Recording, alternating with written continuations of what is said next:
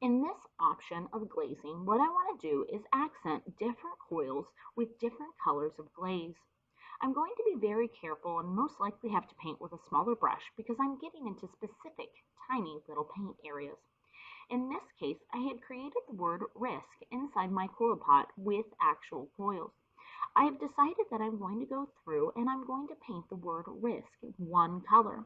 Then I'm going to make the little dots of clay and the stripes of clay a different color next to it. This will allow the word to pop and stand out. So as I go through, I'm going to do some detail painting and make sure that I neatly stay within the lines, basically, which are the coils that I created. As I go through, I'm going to do one coat and completely let it dry. Then I'm going to do a second coat and a third coat. I must put 3 coats of glaze on each thing. I would go about this in one of 2 ways.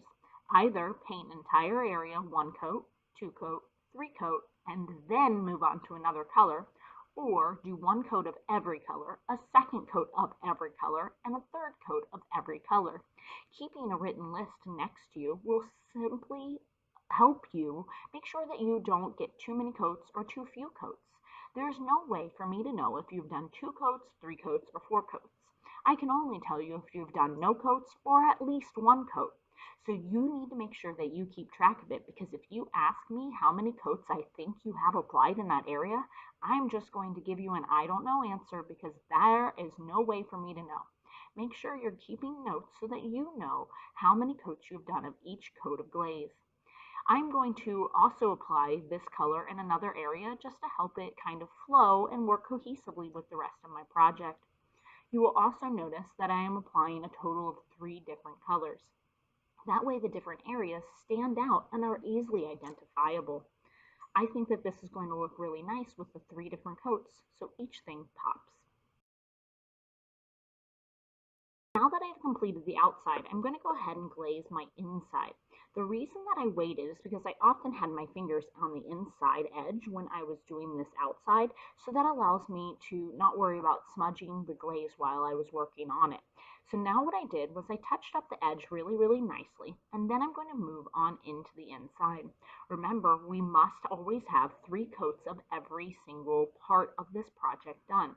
So I did 3 coats around the edge or the lip, and then I'm going to go ahead and do 3 coats on the inside and work my way up the bowl to the edge.